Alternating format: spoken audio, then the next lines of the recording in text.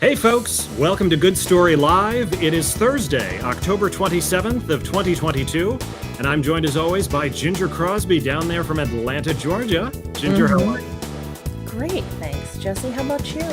You're looking very fine in a sweater today. I've never seen you wear a sweater on this program. You know, it's starting to cool down down here in Georgia. I know I feel like you've been living in the cold for a while now, Yes. probably. Right. It was sweater weather back in like August, so yeah, we're just hitting sweater weather. We're just hitting it. What about? Yeah, I just That's right. turned my closet over. Yes, we all have to do that at some point. And now that it's October, you're just reminding everyone, time to move out the old and in with the new. Folks, I am thrilled about our guest today. We have a lot to chat with her about. Her name's Linda Cordair. She joins us live from, I didn't ask Linda, are you in California or Wyoming today? I'm in beautiful Jackson, Wyoming today. Good morning. It snowed again last night, so we've had our second day of snow, ergo the sweater. I know, I'm the odd man out this morning. Not in Napa today. I'm thrilled to be in Jackson, Wyoming. Well, we're thrilled to have you on the show. We have lots of questions about the phenomenal art. There's no other word that we can use to describe it. Phenomenal art that's available in your galleries. We're going to talk about what it is and why it's important. Linda, hang tight. We'll be with you in a couple minutes, all right? Look forward to it. Thank you for having me. All right, Ginger, what do you say? Should we get this show on the road or what? Let's do it. All right, folks, let's do it. You're watching Good Story Live.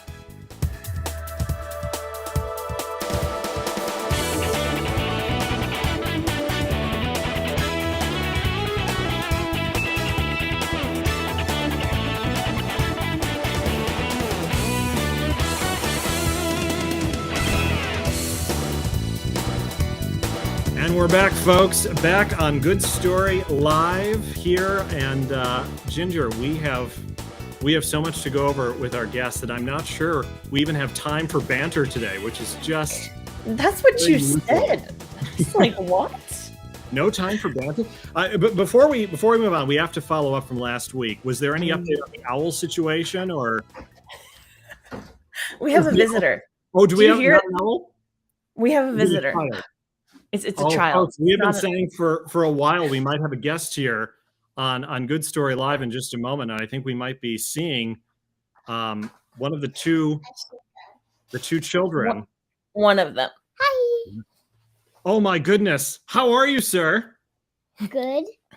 Ginger, you do the honors of the introduction, please. Hi, everyone. This is Grayson. Grayson just got back from picking up his sister from school with Annabelle. Is sister sleeping? Or is she awake? Wake. Oh, she's awake? Yeah. She's upstairs, though? Yeah. Oh, nope. I hear her, too. Yeah. Well, He's fascinated by seeing himself on the screen. Mm-hmm. What you This is got great. there? We've been wanting this for a long time to introduce I know. the Itty Bitty, are children. you coming, too? Yeah. I hear that. All across your family, ladies and gentlemen. This is good.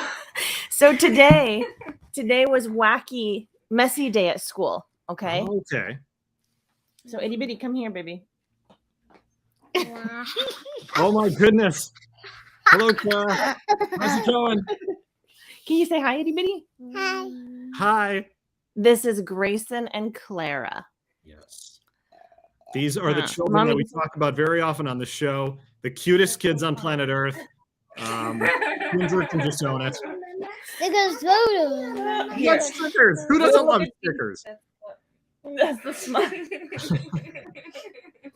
I'll have to grab one of these so I can show you guys later. We just got school pictures back, or proofs of school Fantastic. pictures. All right, can you guys go upstairs with Annabelle and I'll be up there in a little while? I got my stickers. He's got sticker Nice. pictures. I'm so jealous. I love stickers. And there's stickers of himself. Jesse would love that even more. Exactly. Stickers of Right. himself. The greatest art is of me, no doubt. Love you. Bye, babies. We need the audience applause button here. The Ginger Crosby's children, ladies and gentlemen, finally made an appearance on Good Story Live. There we Yeah. go. We've been talking about this for a minute. So I'm so sorry. You were trying to ask me something else. It's not even important completely. now. It doesn't even, all things pale in comparison at this point to what we just witnessed. So No, they're so cute. Do There you we see go. her hair? She Love had like it. one bun piggy and then one they weren't even, floppy they were like telescoping in different directions. That was, Yep. It was messy day at school. It's Spirit Week. Okay. So Not we- Spirits Week. That's something else. Mm-mm. All right, No. let's introduce our guest here because we've got to move on time-wise. Linda Cordair is our guest. She is the co-owner of Quent Cordair Fine Art, which has galleries located in Jackson, Wyoming, and Napa, California. It was first founded over 25 years ago. They've been doing this a long time. Wow. The galleries feature artwork and sculptures and a host of other fine pieces that are all related to a realm of art called Romantic Realism, which is my personal favorite. It transcends, just paintings. It bleeds into other things like sculptures and even literature. It will need to be defined as we go on in the show. So let's welcome our guest, Linda Cordair. Linda, thanks for joining us. How are you? I'm great. Thank you. It's lovely to see you. Yes, We're so happy to have you likewise. on. We have a lot of questions. First, you said you're joining us from Jackson, Wyoming. I've never been in Jackson. Is there anything more in Jackson than your gallery? What's it like? Oh my gosh, Jackson is magical. We opened a location here a couple of years ago after being in California for almost 27 years now. Things got crazy in California, of course, with the pandemic and government overreach. And we thought, let's take some of our precious eggs out of that basket and put them somewhere else where we can live and do business.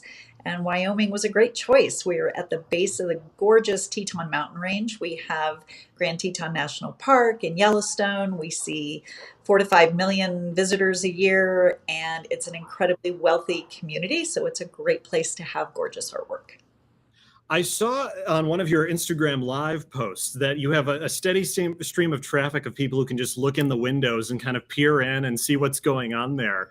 It would obviously be a place that I could literally not walk by without going inside. But first, let's make some definitions here. So your art and your gallery, the artists that you feature, have to do with a style of art called Romantic Realism. Yes. Can you, in a nutshell, define for our audience what that is? So Romantic Realism is the stylized recreation of reality based on the artist's metaphysical value judgments. And that's a mouthful.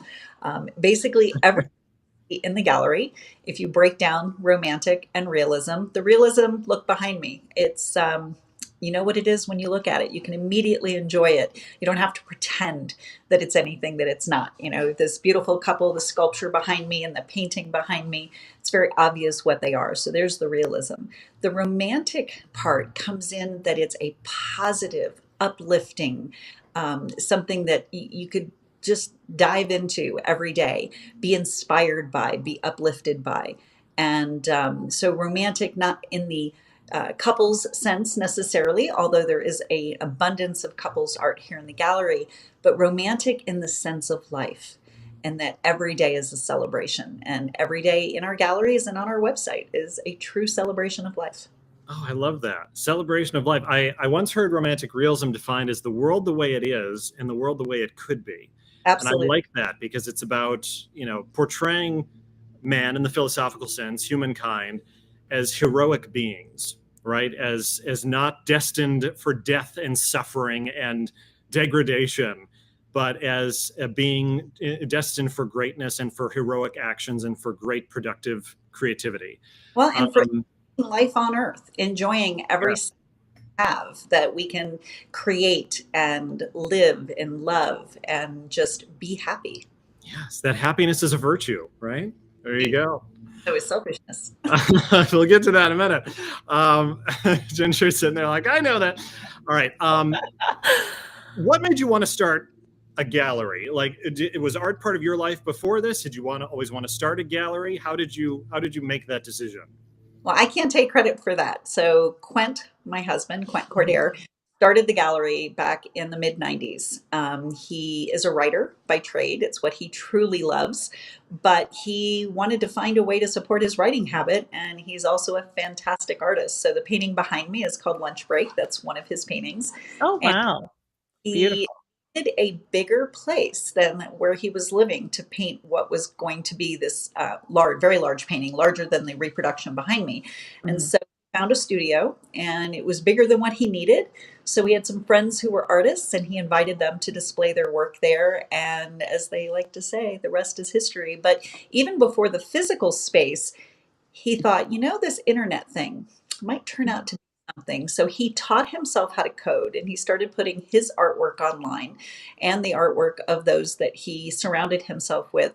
And to the very best of our knowledge, and I have dug very deep, we own the world's very first online art gallery at Cordair.com. So that's just another feather in his cap. He's a Renaissance man. I now take care of the galleries so that he can write his fiction and poetry and short stories full time. Wow, that's amazing. Now, you mentioned like with initially starting to fill the galleries, right? It came from arts from friends and things like that. But how do you continue to find artists to help fill 2 galleries now at this point and an online gallery? Well, we went from one artist who was Quent, and now we represent 32 artists. Wow. There are just so many talented individuals here in the gallery who have not only created beautiful romantic realist art, but have displayed in places like the Louvre in Paris, and that's Danielle Anjou. One of our sculptors was the sculptor in residence in the National Cathedral. Many of our artists have been recognized by the Art Renewal Center and are now considered living masters or associate living masters. So often I tell people we don't run art galleries so much as I run aesthetic orphanages. And it's just a matter of That's time awesome. until we find their forever homes. And it's one of the greatest joys there is to have someone come in and fall in love with a work of art. So over time, yes, we've grown in artists, and we're approached regularly by artists looking for representation. The little old lady who lives in the shoe, we're no, it's 32 artists is just, it's an enormous joy, but it's also a lot of work to give 32 people everything you've got to try to find homes for the work that they're creating. And it has evolved naturally over time, but all of the artists very strictly curated because we want to make sure that when our clients come in the gallery, that they're getting that consistent experience that we promise. And that's uplifting, inspirational, romantic realist experience. Wow. Now, I'm not going to lie. Listening to you talk about that, I was intimidated. Like, I immediately got intimidated, and it even happened to me the other day. I was walking by a local gallery downtown in Atlanta, coming back from a doctor's appointment, and I was like, "Ooh, I kind of want to go in," but I was intimidated to even like, do I just go in? Like, for the person that like me, who loves art, who sees art, but sees an art gallery and is a little intimidated to, like I said, even do anything more than look through the window. You know, I say that because over the years, we've certainly experienced that with people. And one of the things that I'm most proud of is that coming into our galleries is a friendly experience. We're not like some of those galleries that you hear about or you see in movies where they're looking down their noses at you when you walk in to see worthy of being there. Some of my favorite patrons in the gallery are children. Yes. I want people to come in and just experience and just enjoy what our artists have created. If they're of the mind that they'd like to see it every day in their offices, then there's lots of things we can do to make that happen. But it really is a joy just to have people come in and experience art at a level that maybe they've never seen before. Don't be intimidated, Ginger. You bring the kids, you'll be fine. Now I'm going You'll to. be fine. Yes, that's what I'm hearing. At least at Linda's galleries, yes. And I'm sure at most other galleries. I will. Right now, you walk into a gallery that's not Quent Cordair. Who knows what's going to happen? But I know. There you'll be fine. Linda, we have to show some examples of your work now. So we have more questions, but let's just put a few up on the screen here to show people what we're talking about. Now, Ginger, I'm going to pull you up here so that we're going to cover you with art, but that's okay. It's okay. It's okay. This is one of my favorites. I was like, oh my God, this is just spectacular. And when you say about romantic realism is about expressing a sense of life, how man is to live on earth. This is a great visual example of that because it shows, when I look at this, it makes me think of the possibilities of achievement, that we're able to overcome obstacles as a human race, that we have historically done that since our beginning. When you look at this, what do you see? Oh my goodness. Well, this is a brand new painting by Delorco, and he loves to use these beautiful women in architecturally gorgeous settings, right? So, the beams coming down on her, this is her day. Today is another wonderful day that she gets to celebrate being her. And I love looking at this painting. I love walking by it. And sometimes I'll even throw my arms up in the air and mimic the mood that she's displaying. But there's wonderful movement in her dress, and then you've got all of this incredible architecture behind her. And you can disappear in these paintings sometimes. You want to be there, and this is one of those paintings. There is something to be said about the physical act of standing tall and lifting your head, right? And just that act in itself can change your perspective on what you're seeing around you as well. This one as well. This is, I assume, the same artist. This is Delorco also, and it's because we didn't bring him into the maybe 8 or 10 years ago on our website, and that at the very, very beginning, uplifted face. It's that fit and just really soaking in. Absolutely gorgeous. Here's another one that I thought, I love the repose. The detail on this borders on like hyper realism. I mean, it's absolutely spectacular. The kind of pinkish tonality to the skin. I'm not sure. This was from another section on your website. Is this a different painter? This is a different painter. This is and Sergei Marchenko, who we have had the immense, can't keep his original paintings in the gallery, a reproduction forms. So a lot of people have heard about which is a French word that refers to the process that's used to create. This is also Linda, available. you're cutting in and out just a little bit here. Let's hang on one second here. I don't want to miss too much of what you're saying. Let me put you back in the green room and pull you back in. Hold on one sec. Those are gorgeous. Sensational. Absolutely amazing. And that last one looks like a photo. Back here, Linda. All right, let's try that again. I'm sorry, what were you saying about this one? So this is that it's available both on canvas, which is an ancient Egyptian create on a piece of wood. You're not going to be able to see it here. Clay is produced on top of this in more depth, and start referring to realism, photorealism. It's not that. This is highly stylized, wonderful. It's soft, have that feeling of dimension where textiles here. Look at all of these beautiful. But then the sun and her hair, it's just absolutely. So here's what we're going to do. We're going to go to a quick break. We have a lot more art to show you folks. There's so much more to talk about with Linda Cordair. She's been generous enough to give us some time today. So stay tuned. We're going to be back in a couple minutes on Good Story Live, and we'll see more art. Sounds good to you, Ginger? Yes, Right. Absolutely. Stay tuned.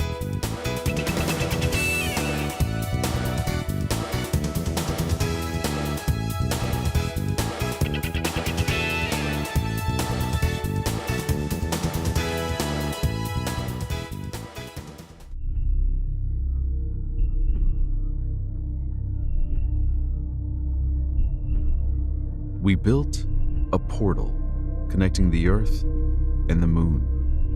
This could end the space race before it's even begun. Your daughter is up on the Moon, and we can't get her down. A stowaway. Alaire's a good kid. Why would she do something so reckless? Maybe she's looking for something. Or someone. Who? There's no one else up on the Moon. What if there is?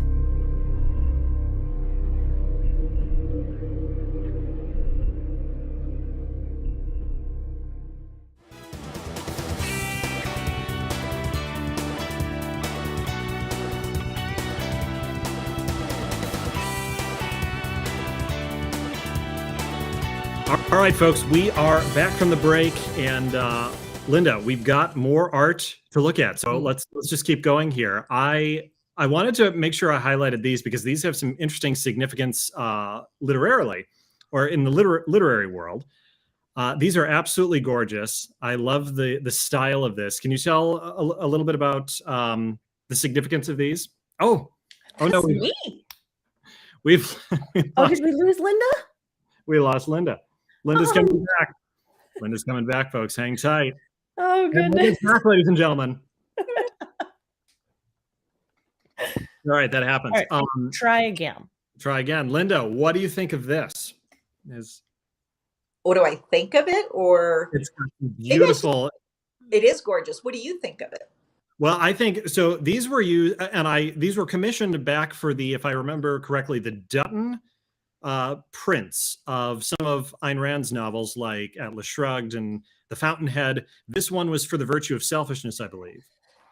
Right. So what happened when they decided to redo the original cover for the 25th anniversary of Atlas Shrugged? Several people put their hats in the ring to be the artist to create those, and Nick Gaetano was chosen based on his rendition of Atlas Shrugged, and then The Fountainhead, and then the following titles. So there are 10 in total, all of which we have the exclusive representation for, and the representations of her work. This is for the Romantic Manifesto. I love this. This one's absolutely gorgeous. And they just celebrated the 50th anniversary of the Romantic Manifesto, and we had special versions of that printed for a conference we attended. And Atlas Shrugged. Yeah. I love the work of this. Absolutely. It still holds an Art Deco feel, but it's like Art Deco merged with Romantic Realism. All right, we have to talk about these.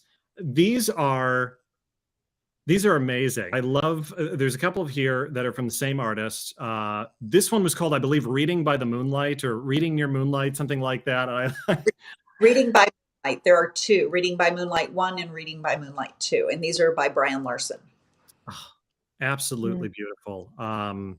Huge scope of life and imagination. Wow.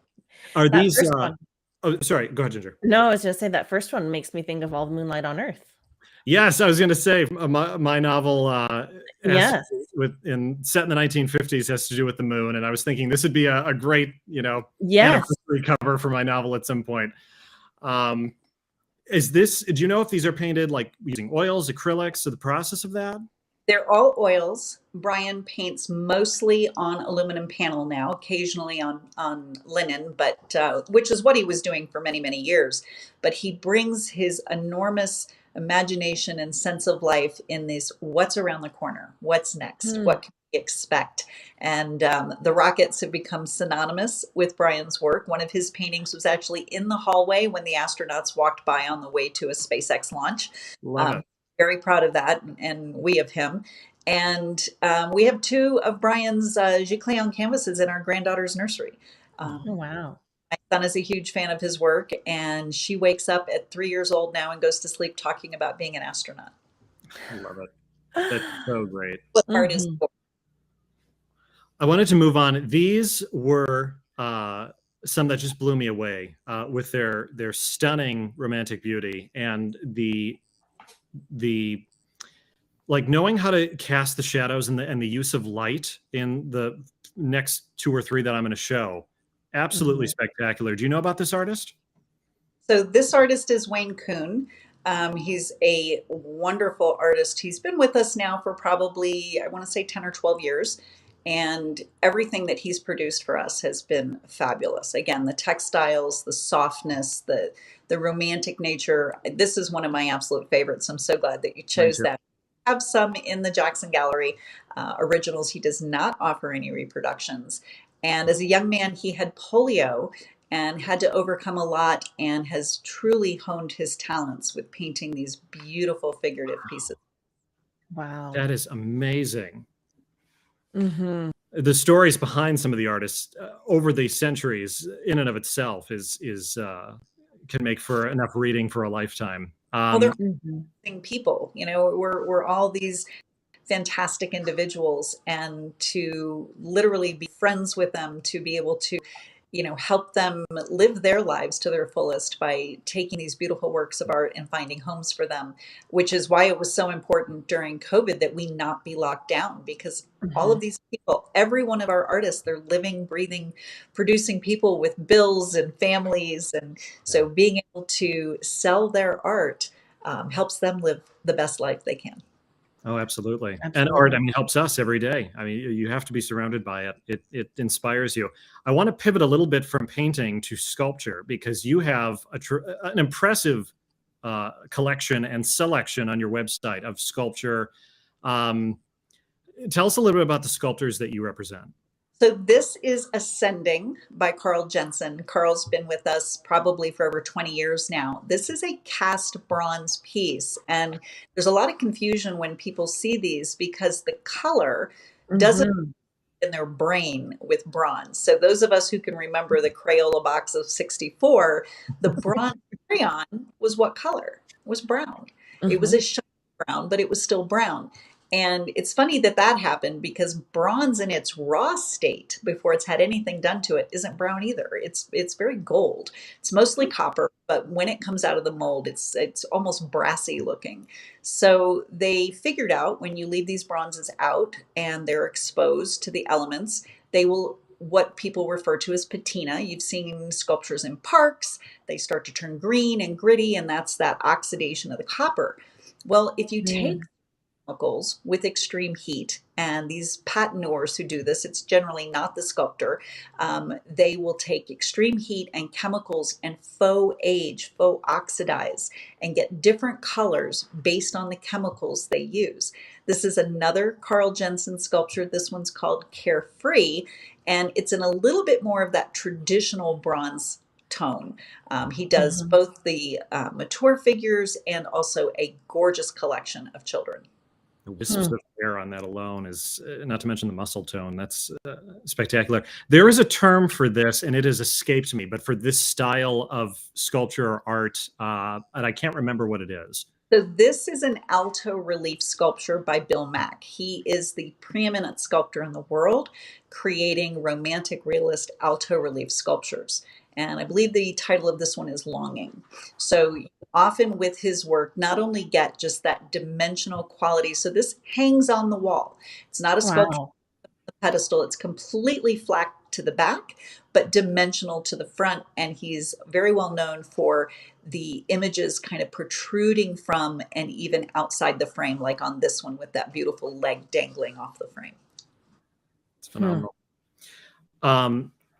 I saved my personal two favorite sculptures for the end because, well, I mean, they represent themselves in their spectacular grandeur. Tell us a little bit about this artist. So this is Michael Wilkinson, and another fabulous story. When Michael was a young man, he was sculpting and casting entirely in bronze. And at a foundry, he met Frederick Hart. Frederick Hart, very famous for things like the Vietnam Memorial, and he was the one who brought these acrylic castings to a level that no one else could match. He saw what Michael was doing with these beautiful figurative pieces that he was casting in bronze and asked him if he'd ever considered casting in acrylic. Well, Michael didn't know anything about it, but lucky Michael, Frederick Hart took him under his wing, taught him everything he knew. And as a result, Michael started casting almost entirely in acrylic. He was still doing his bronzes, but his acrylics were so popular. Sadly, in 1999, Frederick Hart passed away, and Michael then took over as the preeminent sculptor in the world, creating sculptures and then casting in acrylic. And they are outstanding. We have this one that you're showing now. This is called Futurity, and it is here in the Jackson Gallery, and it is the very last casting. The foundry closed. The gentleman who did the actual casting work, which is very difficult. There's all kinds of dust-free conditions and pressure and things that have to happen to make this acrylic as clear and beautiful as it is. He was in his 80s. He said, you know what? I want to travel. I want to do things. He gave Michael notice. And so we have the last of the acrylic castings in our two galleries. Wow. Now, when you say casting, like, just so that I'm clear on like the process of this, it sounds to me like there's the sculpture being created, and then a mold from that is created, and then another material is used to cast that piece. Correct. That's So correct? the type of casting so the bronzes that we have are what we call cast bronze, and so that's using bronze that's about 2300 degrees when they actually pour it into the eventual mold, the last mold. You've heard the saying about when they made her, they broke the mold, and that's kind of where that's from. But they start as clay. So our artists are sculpting in clay, most in an oil-based clay, one or two of them in a water-based clay. But there's a series of molds that have to be made, and that's called the lost wax process. It's a back and forth process utilizing wax and rubber and then eventually ceramic so that you have something that can contain that 2300 degree molten bronze. Then when it's taken out of its final cast, it's out of its final mold, then it has to be polished and patinaed, and there's a whole team of other people that jumps in to make this happen. So people don't always understand why bronzes are as expensive as they are, but let me tell you, cast bronze is forever. I went to a bronze exhibit that was, my gosh, 300 BC.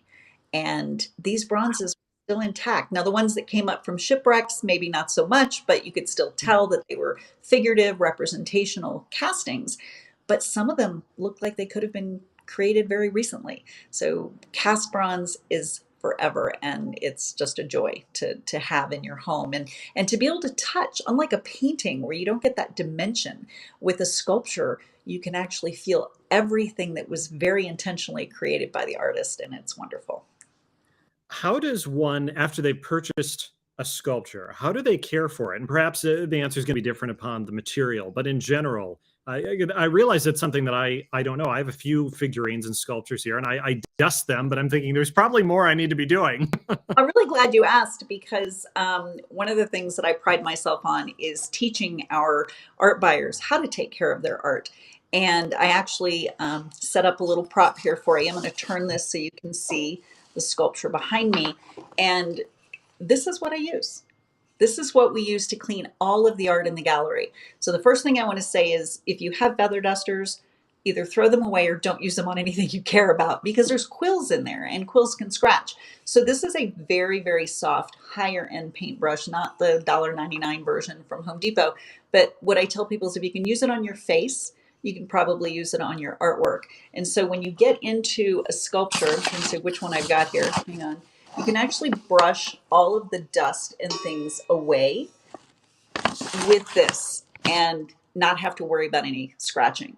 We also recommend waxing your bronzes occasionally. And carnauba wax that's made for wood floors. It's a clear paste wax. Do not use car wax. Somebody did that. It was horrible. But I mean, we can't even talk about how long it took me to fix that. Oh, no. It was awful. We called him Spotted Boy for the longest time. But these waxes, it's very similar to the very last thing that happens when the patineur is applying the patina. The sculpture is piping hot because they've been using a blowtorch on it. And then the very last thing they do is they apply a coat of wax, and that seals all of those millions of little pores that you can't see. And it provides a protective barrier against the elements, fingerprints, name it, bugs that might fly by, what have you, birds. So occasionally, depending on how often you are tactile with your art, in this case bronzes, this wax will not only preserve it, but it will also clean it. It's got a little bit of a solvent in it, and it'll just keep your bronzes looking amazing forever. I have a few Rodin recreations that probably I should start treating with better care. So thank you, Linda. Much appreciated. To the right kind of wax. Yes, exactly. Let's talk philosophy for a second. So art is philosophical by its very nature. Romantic realism, as we discussed, is all about depicting man as a heroic being, among other things. Why do you think in our current age that's important? Why would that matter? Who cares? In any age, it matters. The philosophy of living the best life you can. You know, we get a finite number of heartbeats, every single one of us. And to spend those heartbeats doing anything other than things that bring you joy, whenever those are possible, just doesn't make any sense. And so the philosophy for living, the philosophy for just enjoying every day, enjoying every day on this planet, and surrounding yourself with things that you love, which we do sometimes. You don't even think about it. I mean, when you reach for your favorite beverage, or you go out for a nice meal, these are all things that we're doing because they make us happy. But to be able to see artwork like what's behind me when you open your eyes in the morning, or when you come in after a long day of work, and very importantly, and I think this is where it really gets missed, is at work. So when you're looking up from those Yeah. computer monitors, or from those books that you're studying, or for the coming in from another meeting, and you have something uplifting and something that just is heroic in nature. Maybe it's a sculpture of Amelia Earhart, which we have here in the gallery, or one of Brian Larson's depictions.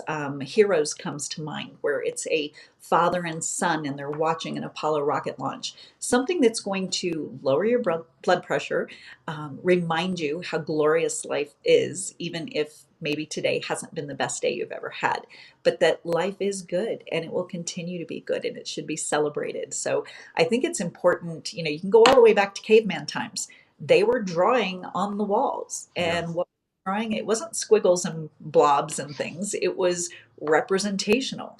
They were drawing people, they were drawing animals, they were drawing fauna, because they wanted to be surrounded by these things. So we're very much of the opinion, surround yourself with what you love and be happy. Yes. And the best, the best of what man has to offer. I love that. The greatest achievements, the greatest virtues are the things that we should promote and infuse our day with. Your husband, much like myself, is a novelist, and he caught the writing bug. So give him my condolences. I know what it's like. Has any of the art in your gallery, or any art in general, found their way into his stories? Just curious. Not only in his stories, but on the covers of his books. So right now, his baby is called Idolatry. It's a wonderful novel series in 5 parts, and part 1 and part 2 are available. And Brian Larson, who we talked about earlier, actually painted cover art for him. So this is part 1. This is part 2.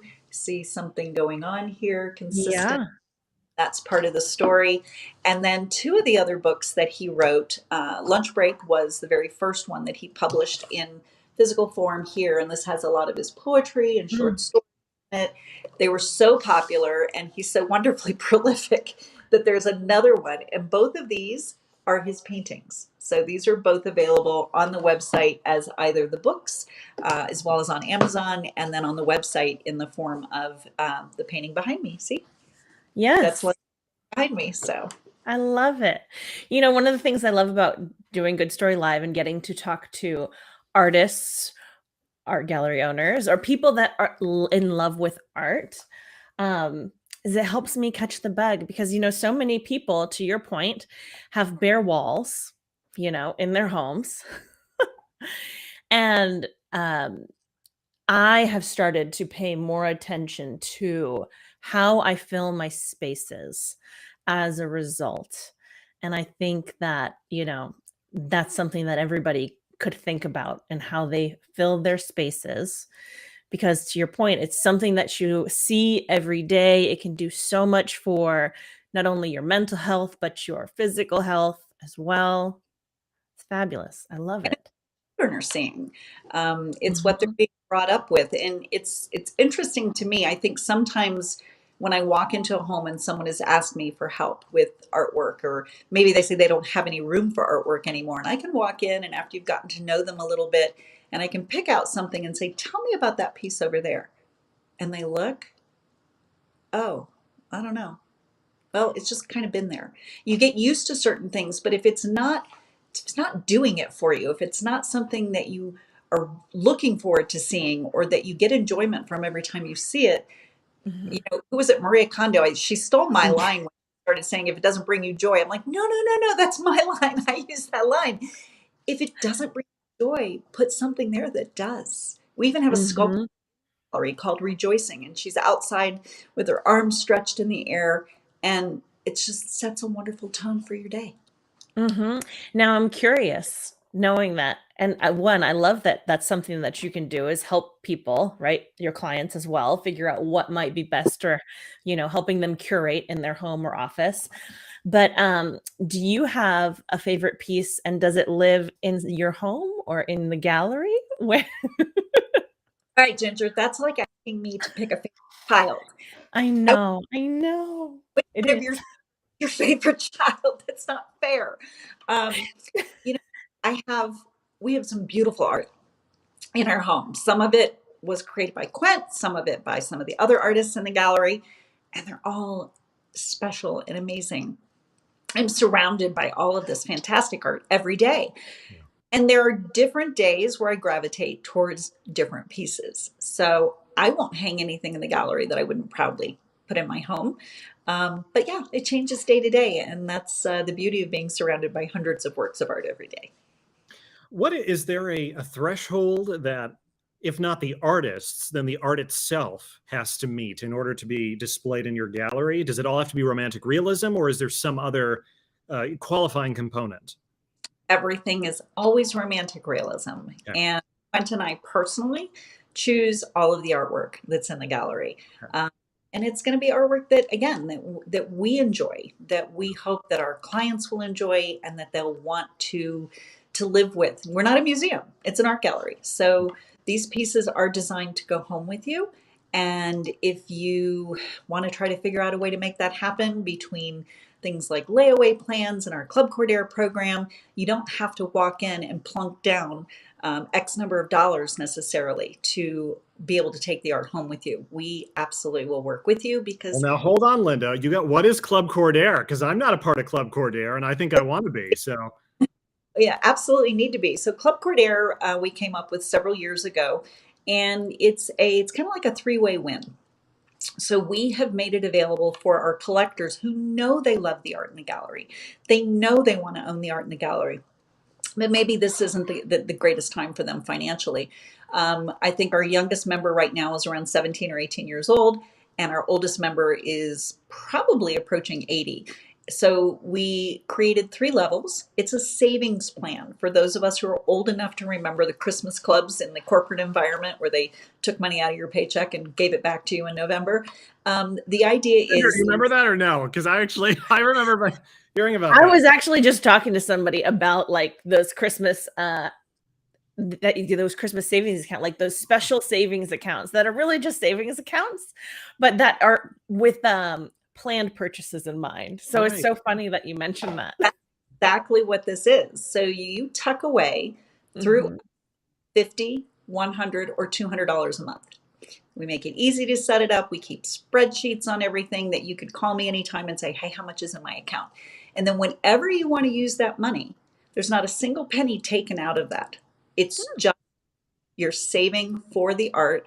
But as a loyalty measure, we're offering you different benefits and discounts that come along with being a member. And with each level, silver, gold, and platinum, there are different benefits.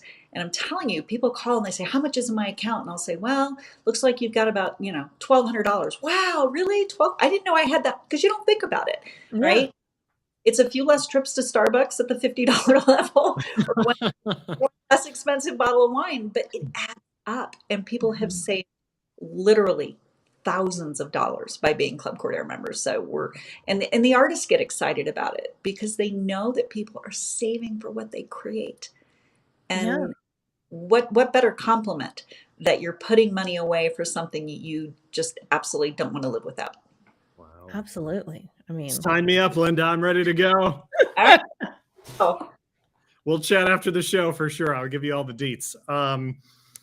Last question has to be, we always ask people who are potentially aspiring to do what you do. What advice would you give to young Linda Cordair, young Linda and Quent, who've just met and have this big dream of opening a romantic realism gallery, or for people who maybe are romantic realism artists who are trying to find a place like yours, a home like yours? What type of advice would you give to someone else in that arena? take a really deep breath and think about what you're getting into.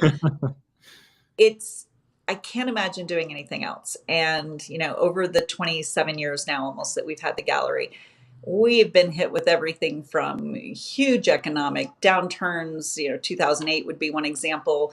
In Napa, the fires and the earthquakes and, recessions and this, that, and the other. It is not easy work. People think I just sit around all day surrounded by gorgeous artwork. And yes, I do. But I pretty much work 7 days a week. It's very hard to get me to take time off because, again, I feel an enormous responsibility to these 32 fabulously talented people who depend on me to find homes for their artwork. So, first of all, make sure that you're willing to commit an enormous amount of time and that it's something that you would truly enjoy doing. One of my favorite things is interacting with our customers or just with our fans who love the artwork and being able to hear from them why. So there's even more time, right, that you're taking out for that. Your sense of life, what kind of art do you enjoy? This is who we are. This is who we've always been. And that too is a commitment because in crazy times, I forgot about the pandemic. Who can forget about the pandemic? Whoops. Yeah. I mean, the website became an amazing source for people during the pandemic because they just needed something positive and uplifting. But all of that takes time and money. We now have 2 physical locations, and we're very appreciative of all of our customers who have kept us going. After the earthquake that shut us down for, almost 4 months, I guess, clients were calling and saying, what can we do? What do you need? And I'd say, just buy the art.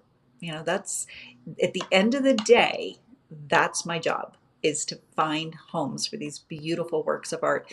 And you can go sometimes days, weeks when things are, tough for people. They don't know what their portfolios are going to be like or if they're going to be able to pay their rent. And it takes a lot of patience. So there's a lot of elements. Would I start over and do it today in today's environment?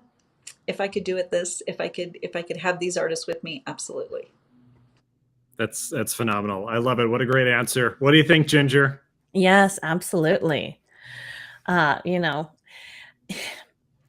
think everybody has that moment whether it was you writing, All the Moonlight on Earth, or you and Quent starting an art gallery, like you have that moment where you realize like, okay, there's just nothing else I can really do. I have to kind of move forward. Passions drive you. Yes. Yeah. It sounds like you found that. I don't know that any of us in any career, and I spent some time in corporate before I came on board and started taking care of the gallery for Quent. I'm telling you, after that earthquake and seeing the gallery in such disarray, and I found myself going, can I do this? Can I rebuild? And the bottom answer was, I don't want to do anything else.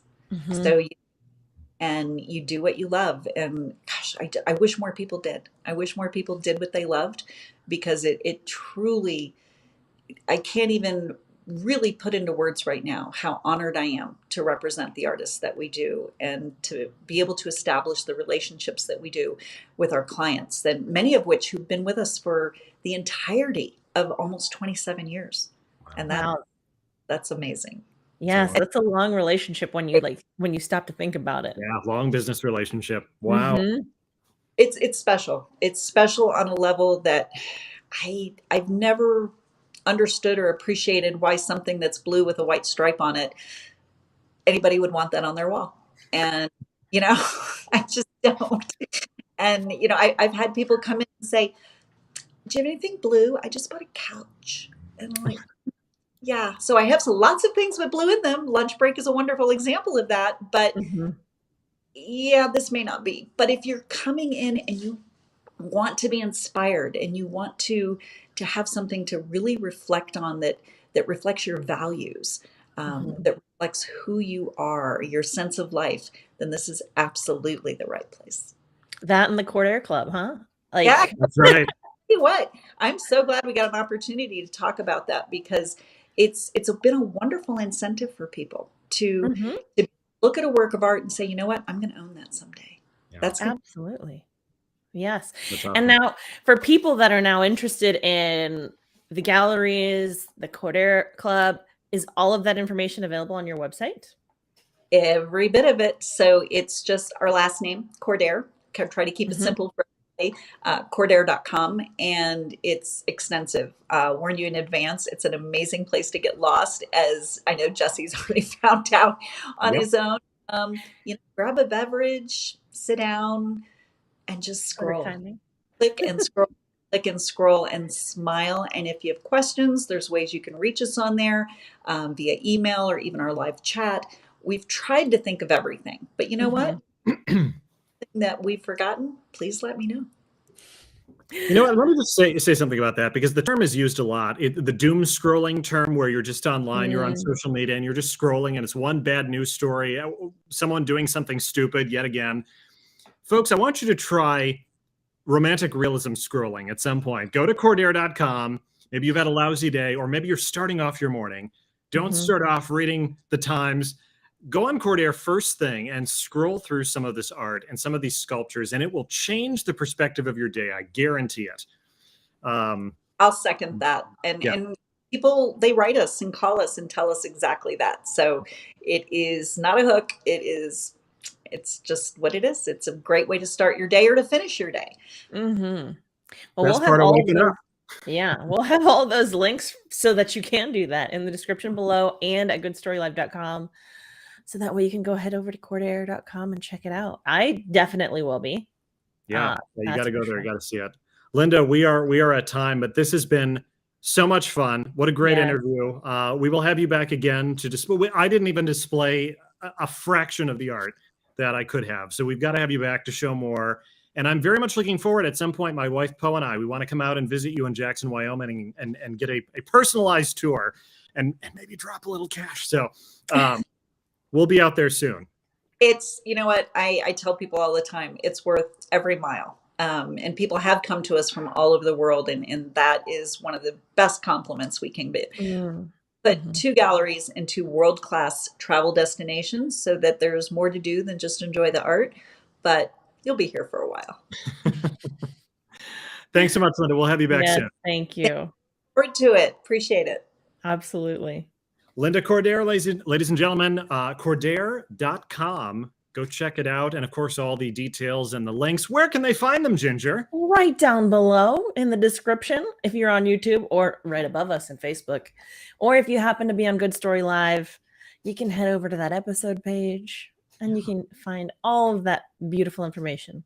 All the great stuff. We're up against time here. She's phenomenal. What a knowledgeable and a real, forgive the term, evangelist for the artist that she represents. What a phenomenal mission in life to get that out there and to represent them and to help connect people with art that's really going to have a lasting impact throughout their lives and lives of their children, because usually it gets passed on, or things you grow up seeing and only maybe recognize later on in your years, when like, wow, I never really looked at that way. So I'm definitely gonna have to take the kids to myself and the kids to check out an art gallery or 2 here over the holiday breaks as we're getting closer and closer. Let's do it. And glad your kids could finally make an appearance on Good Story Live. That was tremendous fun. So you're so cute. Folks, it's every Thursday. Join us for the show. We're thrilled to have you. Visit our website, Good Story Live, for everything. And don't forget to hit that subscribe button so you don't miss a thing. Ginger, we will see you next week, all right? That sounds good. Bye, folks. Bye.